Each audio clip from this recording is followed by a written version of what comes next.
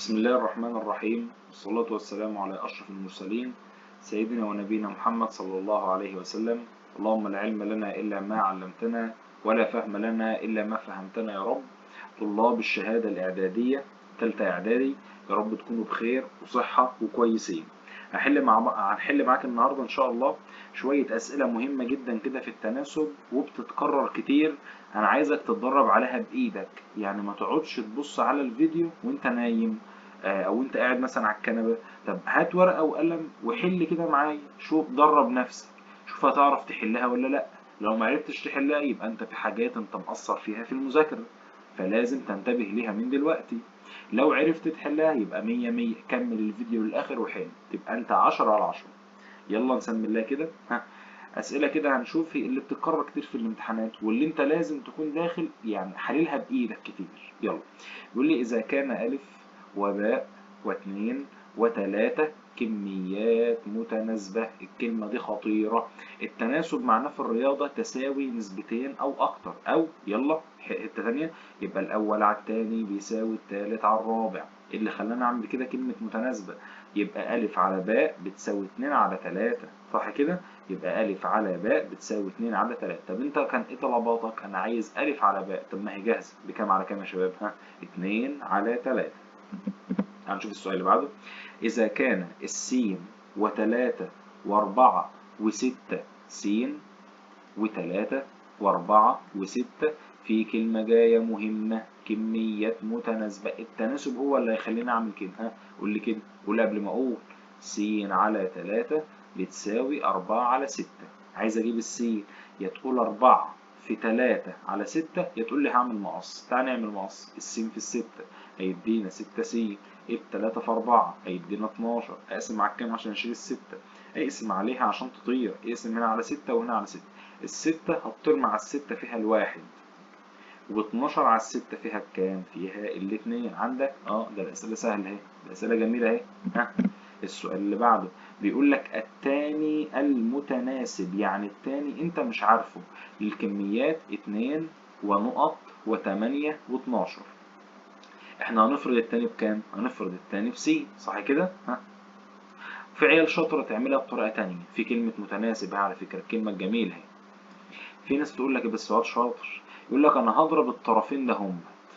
اضرب كده، هيطلعوا كام؟ هيطلعوا 24. هيقول لك يبقى لازم لما اضرب الوسطين ده هم يطلعوا برضه 24.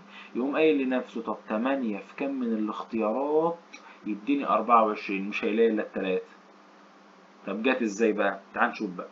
مش كلمة متناسب يعني 2 على س بتساوي 8 على ال 12، صح؟ عايز اجيب السين، اعمل مقص. ها، حاصل ضرب الطرفين بيساوي حاصل ضرب الوسطين. س في 8 ب8 س، الاتنين في 12 ب24. اقسم هنا على 8 واقسم هنا على 8. التمانية هتطير مع التمانية، هيتبقى واحد س، بس الواحد ما بيتكتبش. 24 على التمانية فيها الكام؟ فيها التلاتة. فانت اعرف الطريقتين واكسب نفسك. ها، يلا تعال نشوف الأسئلة اللي بعدها. بيقول لك إذا كان 7 س بتساوي 3 ص، 7 س بتساوي 3 ص، فإن س على ص. طب ركز كده في الخاصية المهمة ديت. ها، بص كده، أنا عايز س على ص. بص، ما ترجعش من عند الرمز التاني وإيدك فاضية. يعني ما ترجعش من عند الرمز التاني إلا وأنت واخد رقم في إيدك. يبقى بتساوي كام على كام؟ 3/7، صح؟ س على ص. ما ترجعش من عند الرمز التاني وإيدك فاضية. يبقى بتساوي كام على كام؟ 3/7. 3/7 أهي. طب تعال أدربك تاني كده. لو قلت لك 6 س بتساوي مثلا 5 ص، تعرف تجيب لي س على ص؟ استنى يا أستاذ، أنا هسأل نفسي الرمز التاني اللي أنا رايح له اسمه ص. اوعى ترجع من عنده إيدك فاضية. يبقى كام على كام؟ 5/6.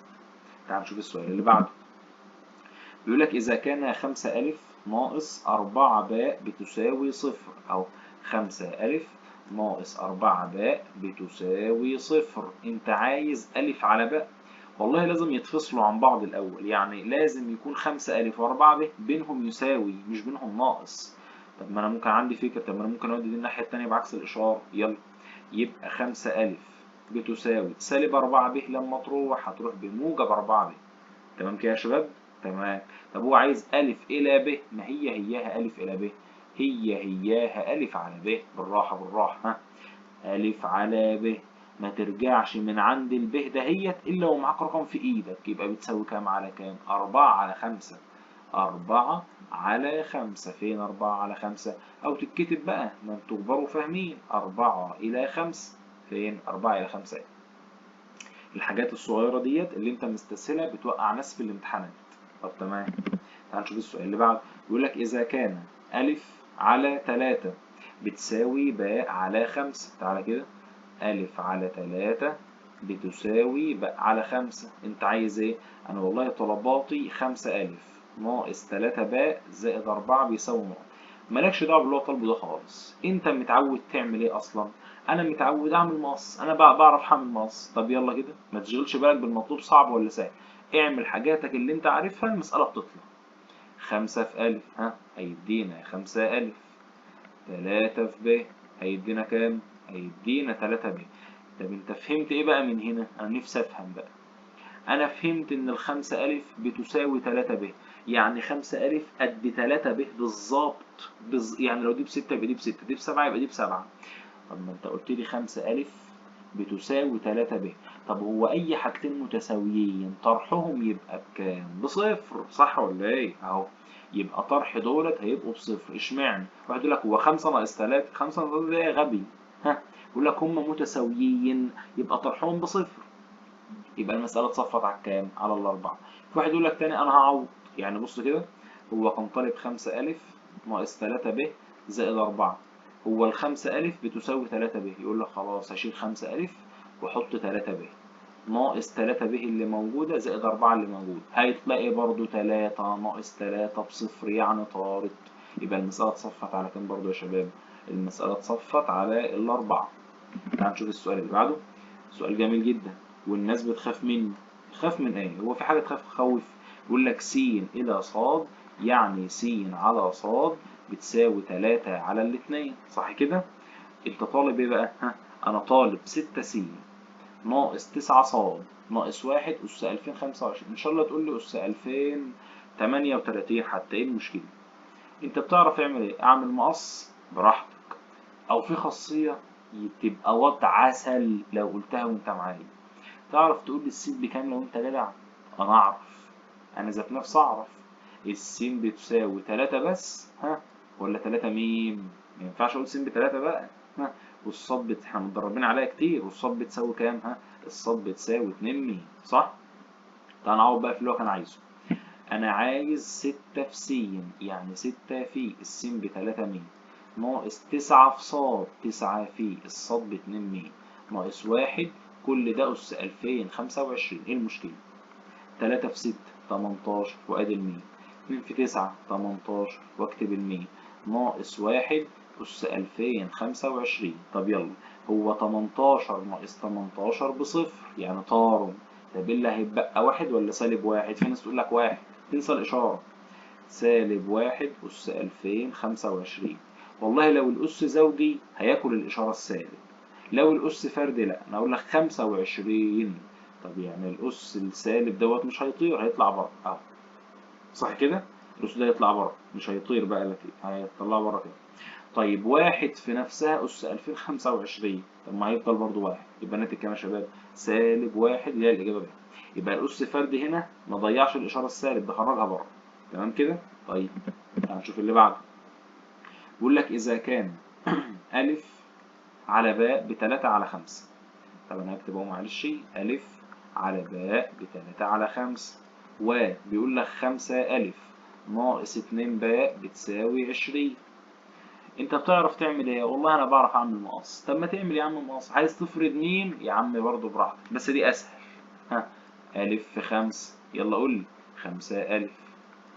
ب في 3، 3 ب. أنا فهمت إن 5 ألف بتساوي 2 ب، يعني لو شفتهم مكتوبين جنب بعض هقول صفر لو بينهم طرح، بس للأسف مفيش. ها، طب بس أنا عارف إن 5 ألف بتساوي 3 ب. يعني أنا بص ممكن أعمل إيه؟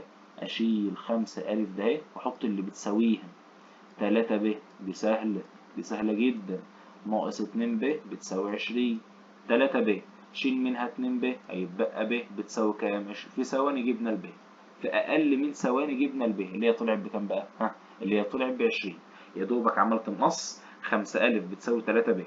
خلاص، لو قال بينهم طرح بين 5 أ و3 ب طرح هقول بصفر. لو 5 أ و3 ب بينهم اسم هقول واحد. لكن انا عوضت 5 أ ب 3 ب، شلت 5 أ وحطيت 3 ب وطرحت عادي وطلعنا الب. يعني نشوف السؤال اللي بعده. ها، بيقول لك ايه بقى في السؤال اللي بعده؟ بيقول لك 3 أ على 5 باء بتساوي نص. هو طالب ايه على ايه؟ انا طالب أ على ب بيساوي كام؟ يا باشا انت بتعرف تعمل ايه؟ انا بعرف اعمل مقص، حاصل ضرب الطرفين بيساوي حاصل ضرب الوسطين. 3 أ في 2 هيدينا 6 أ، 5 ب في 1 هيدينا 5 ب. انت عايز ايه؟ بص كده، أ على باء، بالله عليك ما ترجع من عند الب وإيدك فاضية، خد رقم في إيدك. يبقى كام على كام؟ 5 على 6. 5 على 6 اللي هي الإجابة رقم ب. هات اللي بعدها. ها، الأفكار عمالة بتتكرر كتير. يقول لك إذا كان 4 س بتساوي 5 ص. طب أنت طالب إيه بقى؟ أنا عايز والله 5 ص على 4 س. في عيال شاطرة والله تقول لك إيه بقى؟ ال4 س ساوت الخمسة صاد، يعني هما الاتنين قد بعض بالظبط. لو بينهم طرح، يعني لو بينهم كده 4 س و5 صاد، لو بينهم كده يبقى الناتج صفر. طب لو بينهم اسمة يبقى الناتج واحد، لأن هما قد بعض يبقى اسمتهم بواحد، صح كده؟ ها، يبقى 5 صاد على 4 س هتساوي واحد.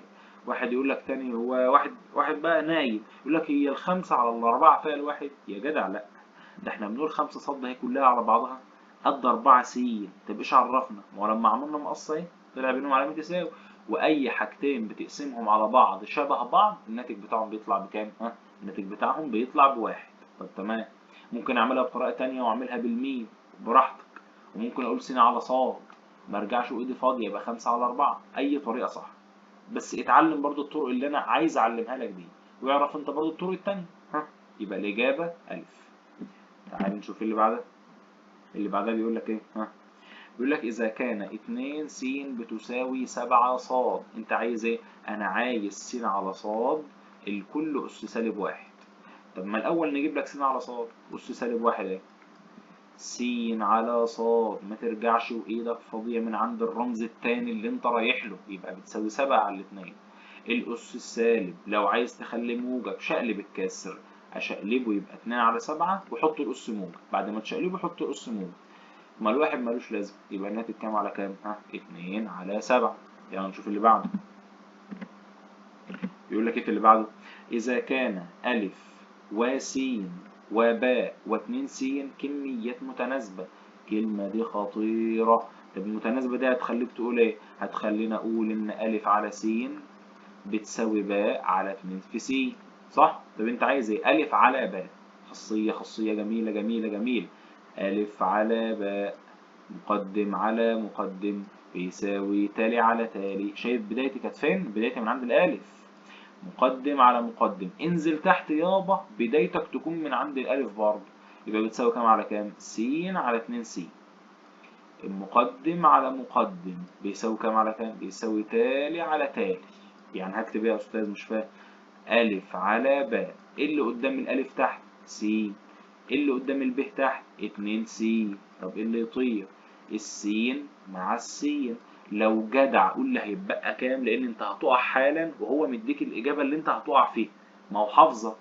في ناس هتقول الناتج اللي اتبقى 2، والله انت غلط. اللي اتبقى نص. واحد يقول لك نص ازاي؟ تعالى، شرطة الكسرة اهي.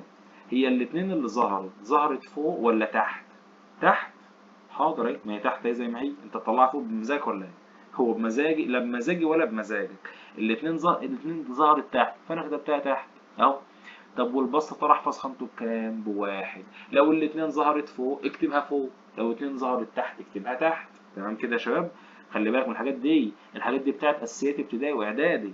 ها، يعني انت بتحل تالتة اعدادي صح وبتتلخبطنا في حاجات اللي انت كنت صغير فيها ولا ايه؟ ما ينفعش، انا براجعها لك هنا.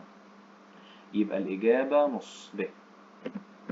تعال نشوف اللي بعدها. ها، عماله بتتكرر. يا رب يكون بتحل، يا رب بتوقف الفيديو وتحل. يقول لك 5 أ و2 و3 باء و7، 4 كميات متناسبة. والله تناسب ديت هتخلينا نقول إن 5 أ على 2 بتساوي 3 باء على 7. طب انت بتعرف تعمل ايه؟ انا بعرف اعمل مقص والله. يلا، 5 في 7 35 ألف، 2 في باء 2 في 3 هيدينا 6 باء. ده بدأت تندع اهي، ألف على باء، مرجعش وإيدي فاضية من عند الب، يبقى 6 على 35 اللي هي ب. تعال نشوف اللي بعدها. اللي بعدها بيقول لك ايه بقى؟ بيقول لك إذا كان 2 وواحد على س و8 وصاد كميات متناسبة. طب بص، كميات متناسبة هتخليني أقول إيه؟ 2 على 1 على س. ما تخافش بقى، أنا عارف أنت خايف تكتب، مستغرب من المنظر. يا عم خلي قلبك جامد وحلو. بتساوي كام على كام؟ 8 على ص. أنت بتعرف تعمل إيه؟ أنا بعرف أعمل مقص. يلا كده، 2 في ص هيدينا 2 ص. المفروض هضرب 8 في كام؟ في 1 على س. فانت خايف، فالتمانية بتتضرب في الواحد. 8 بتتضرب في الواحد. تعال اعلمك ايه حاجة. 8 في 1 على س. المفروض اضرب البسط في بعضه والمقامات في بعضها. هنا مفيش مقام، يبقى كام؟ 1. 8 في 1 ب8. 1 في س بس. بص بقى كام على كام؟ 8 على س. طب تعالى كده اما ادربك كمان. لو عايز اضرب مثلا 5 في 3 على س، هتقول لي هضرب البسط في البسط والمقام في المقام. 5 في 3 ب15، س في 1 بس. ها فهمت ولا ايه؟ تعالى يلا نشوف. اضرب 8 في 1 على س، يبقى مش 8 س. اوعى تقول لي 8 وتلزق لي هنا السين غلط، يبقى 8 على س. طب ايه طلباتك بقى فوق؟ انا عايز س في ص. يعني السين في الصاد مش هتظهر هنا، خد بالك، اللي لو عملنا مقص كمان. ما هو عايز يظهر س في صاد، صح؟ طب اضرب يلا 2 ص في س، يبقى 2 ص س أو 2 س ص. ضرب إبدالي. 8 في 1 ب8. طب ما أنا عايز أخلص من الاتنين دي عشان يبقى س ص بس، أقسم هنا على الاتنين وأقسم هنا على الاتنين. الاتنين هتطير مع الاتنين، يبقى س في ص بتساوي، و8 على الاتنين فيها كام؟ فيها الأربعة. يبقى الس في ص بتساوي 4، اللي هي الإجابة دي. تمام. هنشوف اللي بعده. بيقول لك إذا كانت 4 س تربيع بتساوي 9 ص تربيع. 4 س تربيع بتساوي 9 ص تربيع. أنا عايز س على ص. قول له والله أنا أقدر أجيب لك س تربيع على ص تربيع الأول. تعالى كده، أنا أقدر أجيب لك الأول س تربيع على ص تربيع. يلا اتعلم بقى، اتعلم بقى. س تربيع على ص تربيع، ما ترجعش من هنا وإيدك فاضية. يبقى كام على كام؟ 9 على 4. طب انت طالب س تربيع على ص تربيع؟ لا، ده انا طالب س على ص. يعني شايل التربيعات. ما هو اللي يشيل لك التربيع انك تاخد جذر للطرفين، للطرفين. وما تنساش طبعا اللي انت بتنساها كل سنة، الموجب والسالب. الجذر بيطير التربيعات الاتنين والاتنين. هيبقى س على ص، وادي موجب وسالب. جذر التسعة 3، جذر الأربعة 2. يبقى المسألة كام على كام؟ موجب أو سالب 3 على الاتنين، اللي هي د. هات اللي بعدها. اللي بعدها بيقول لك 5 أ ناقص 7 باء، أو 5 أ ناقص 7 باء على 2 أ زائد 3 باء بيساوي صفر. طبعا واحد يقول لك الصفر مقام واحد، تبقى انت واد 100 100. طب انت بتعرف تعمل ايه هنا؟ انا بعرف اعمل مقص. او لو انت جدع، لو كسر بيساوي صفر خد البسط بس ساويه بالصفر. او تعالى نعمل عامل مقص زي ما انت بتحب. 1 في ده كله هيدينا ده كله، الواحد ما بيأثرش، ده المحايد الضربي. 5 أ ناقص 7 بقى بتساوي الصفر في ده كله، صفر في كل دهوت بيدينا صفر. طب لازم افصلهم عن بعض، يبقى 5 أ ود سالب 7 ب يبقى بتساوي موجب 7 ب. بص هو عايز ايه؟ بص هو عايز ايه؟ هو عايز ب على أ. انت بقى بتروح جايب له أ على ب. طب هو بمزاجك ولا ايه؟ هو انا مش عارف، هو انت بمزاجك؟ انا عايز بص ب على أ، وبهدوء خالص. ب على أ، ما ارجعش وايدي فاضيه من عند الألف، من عند الألف ما ترجعش وايدك فاضيه. يبقى 5 على 7، 5 على 7، 5 على 7 اللي هي أ. هات اللي بعدها. مسألة جميلة جدا جدا جدا جدا. بيقول لك إذا كان 4 س أس 2 زائد 9 ص أس 2 بتساوي 12 س ص. طب أنا هنعمل، عايز على ص. طب أعمل مقص مثلا. مفيش هنا مقص. اعمل مقص زي في كسر بيساوي كسر عشان اعمل مقص. انا قلتها لك قبل كده. بص كده، ايه رأيك لو دخلنا ده جوه في النص بعكس الإشارة عشان المسألة تبقى مترتبة؟ خد بالك اللي قال تحليل ده واد لعيب. يبقى 4 س تربيع الموجب 12 س ص هتخش في النص بعكس الإشارة، يبقى سالب 12 س ص. طب انت ليه حاططها في النص؟ خليك واد شياكة كده، رتب الدنيا كده. زائد 9 ص تربيع، كل ده بيساوي كام؟ بيساوي صفر. من أول حاجة دخلت دي جوه عشان المعادلة تبقى بتساوي صفر، ودخلتها في النص عشان أرتب وبعكس إشارة. لو تلاحظ ده تحليل مربع كامل خدته في سنة تانية إعدادي.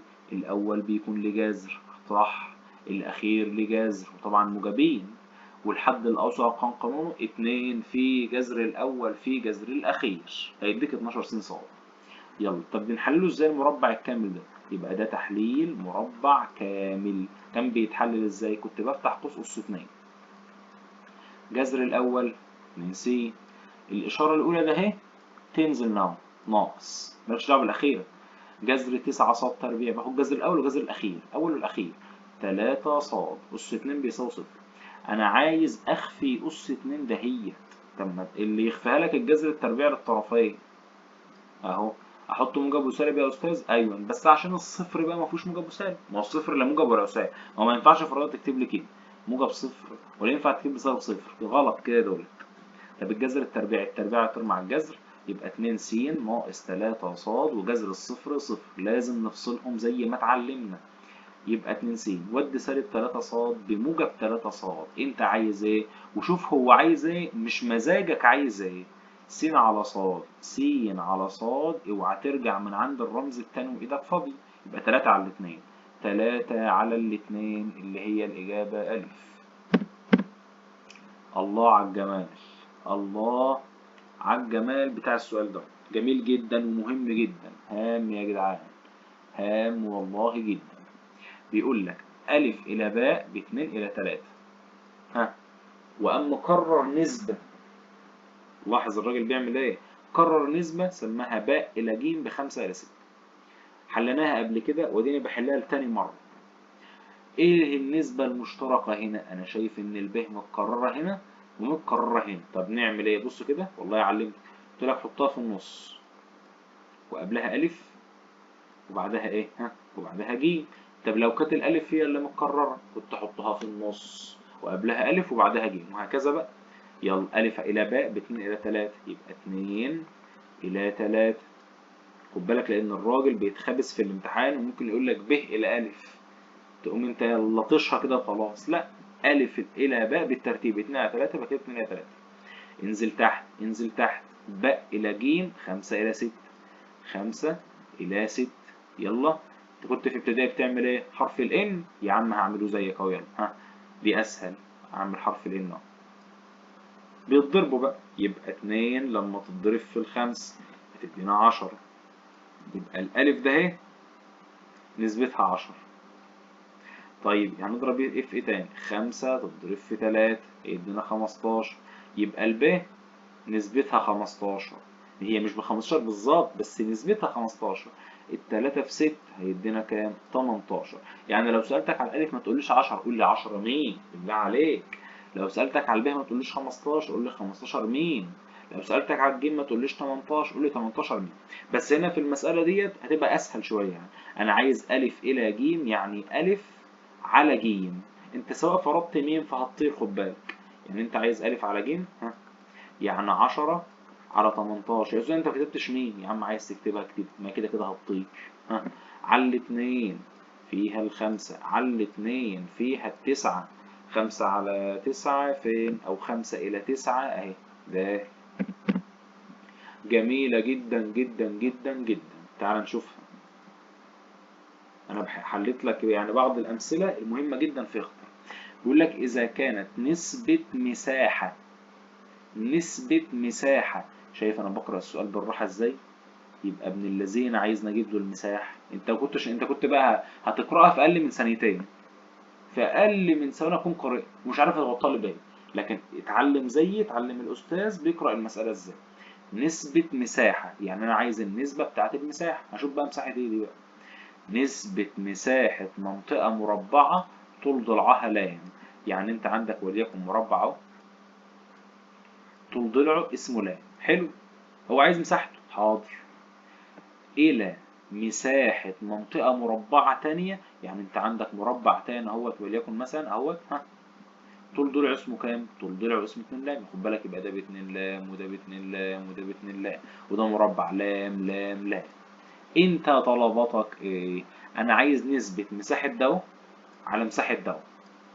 هات لي مساحة ده وهات لي مساحة ده واقسمهم لي على بعض. حاضر. بس لازم افكرك بحاجة. انت خدت ان مساحة المربع بتساوي طول الضلع في نفسه. خدتها والله. مساحة المربع بيساوي طول الضلع في نفسه. شرطة الاسم، انت ليه عملت شرطة اسم يا استاذ؟ ما هو والله بص قال لك ايه، بص الكلمة دي نسبة. نسبة نسبة نسبة يعني اسم. مساحة المنطقة المربعة الأولى طول الضلع في نفسه، يعني لام في لام، إلى مساحة منطقة المربعة الثانية، يعني طول الضلع في نفسه 2 لام في 2 لام، لام في لام، لام أس 2، 2 في 2 ب4، ولام في لام بلام كمان أس 2. طب ما هي لو لام تربيع طارت مع لام تربيع، والله يا رب يا رب تقول لي اتبقى كام؟ هتقول لي اتبقى 4 برضه؟ هتقعد تصيع برضه؟ الأربعة في المقام، فخليها زي ما هي في المقام. اللي فوق طار، حط مكانه كام؟ حط مكانه 1. مفهوم كده يا شباب؟ يبقى كده الحمد لله أنا ظبطتك في شوية اختياري في أسئلة التناسب. لسه هنزلك شوية أسئلة مقالي كده جميلة، وسهلة إن شاء الله بإذن الله يعني. حضرتك تأكد عليهم تاني، وإن شاء الله الدرس بتاع التناسب المتسلسل إن شاء الله هظبطك فيه. أنا بتعب معاك وماشي اهوت معاك خطوة خطوة وببطء جدا عشان تفهم، وعشان خاطر تجيب مجموع، وعشان خاطر ان السنة دي شهادة. السنة دي شهادة، وابوك وامك في البيت مستنيينك تجيب مجموع كبير عشان تفرحهم. مش صح كده؟ فانت بقى ما تقعدش تلعب، وما تستناش ان المدرس يقعد يقول لك كل شوية قوم ذاكر، قوم ذاكر. إيه ما بتعملش الواجب ليه؟ ما بتذاكرش ليه؟ لو في قانون ما بتحفظوش ليه؟ طب ما انت كده هتجيب مجموع ازاي؟ هتقعد تندم في الاخر. هتقعد تندم وتشوف زمايلك كلهم جايبين مجاميع وداخلين الحاجة اللي هم عايزينها، وانت لا. مش عارف، مش لاحق اصلا انت مجموع ثانوي، ولا لاحق مجموع صنايع، ولا لاحق مجموع تجارة. طب هتعمل ايه؟ يعني هم يتعبوا معاك ويودوك الدروس ويدفعوا لك فلوس، وفي الاخر تعمل انت فيهم كده؟ فانا يا شباب، انا تعبان معاك اهو وماسك بايدك اهوت عشان خاطر نجيب مجموع كبير. ذاكر بقى العلوم وذاكر العربي وذاكر الانجليزي وكله. تمام كده. بالتوفيق يا رب ليكم، والسلام عليكم ورحمة الله وبركاته.